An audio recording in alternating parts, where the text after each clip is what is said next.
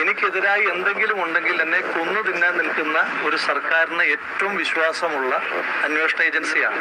ആ സർക്കാരിന് ഏറ്റവും വിശ്വാസമുള്ള ഒരു അന്വേഷണ ഏജൻസിയാണ്. നിങ്ങൾക്കൊരു കാര്യം ഉറപ്പുള്ളത്, ഈ ഇടതുപക്ഷ സർക്കാരിനെതിരെ ആദ്യമായി സമരം ചെയ്തപ്പോൾ 18ാമത്തെ വയസ്സ് ജയിലിൽ പോയ ആളാണ് ഞാൻ.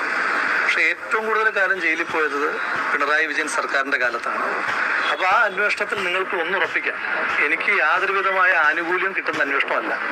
മാത്രമല്ല, എനിക്കെതിരായി എന്തെങ്കിലും ഉണ്ടെങ്കിൽ എന്നെ കൊന്നു തിന്നാൻ നിൽക്കുന്ന ഒരു സർക്കാരിന് ഏറ്റവും വിശ്വാസമുള്ള അന്വേഷണ ഏജൻസിയാണ്. ആ സർക്കാരിന് ഏറ്റവും വിശ്വാസമുള്ള ഒരു അന്വേഷണ ഏജൻസിയാണ് അന്വേഷണം നടത്തുന്നത്. അതുമായി ബന്ധപ്പെട്ട് അന്വേഷണങ്ങൾ നടക്കട്ടെ, ആ അന്വേഷണങ്ങൾ പുരോഗമിക്കട്ടെ. അങ്ങനെ ഏതെങ്കിലും തരത്തിലുള്ള ആജ്ഞകൾ കൊടുക്കുന്ന ഒരാളല്ല, എന്ന് വെച്ചാൽ ഉത്തരവുകൾ കൊടുക്കുന്ന ഒരാളല്ല. എന്നും പ്രവർത്തകനായിട്ട് തന്നെ പ്രവർത്തിക്കുന്നു. ഇപ്പം എനിക്കൊരു പ്രവർത്തക നിലയിലുള്ള അഭ്യർത്ഥന എല്ലാ കോൺഗ്രസ് പ്രവർത്തകന്മാരും സർക്കാരിനെതിരായിട്ടുള്ള പ്രവർത്തനങ്ങളുമായി ഏറ്റവും ശക്തമായി മുന്നോട്ട് പോകുവാൻ നിങ്ങളുടെ ഇനിയുള്ള സമയവും ഊർജവും ചെലവഴിക്കണമെന്ന് മാത്രമാണ്.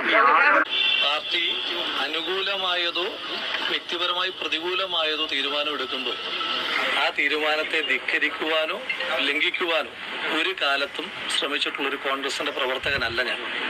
അപ്പം ഇപ്പോഴും സസ്പെൻഷനിലാണെന്ന് പറഞ്ഞാലും ഞാൻ പരിപൂർണമായി പാർട്ടിക്ക് വിധേയനായി മാത്രം പ്രവർത്തിക്കുന്ന ഒരാളാണ്. മറ്റൊരു വാർത്ത വന്നത്, ഞാൻ ഇന്ന് ഏതൊക്കെയോ നേതാക്കന്മാരെ കാണാൻ ശ്രമിച്ചു, അവരാരും കാണാൻ സമ്മതിച്ചില്ല.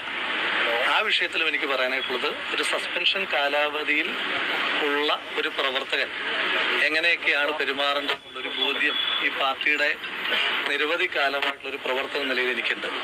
അപ്പോൾ അതുകൊണ്ട് ഞാൻ ഒരു നേതാവിനെ കാണാൻ ശ്രമിച്ചിട്ടില്ല. കാരണം സസ്പെൻഷൻ പീരീഡിന് ചില മാനദണ്ഡങ്ങളുണ്ട്.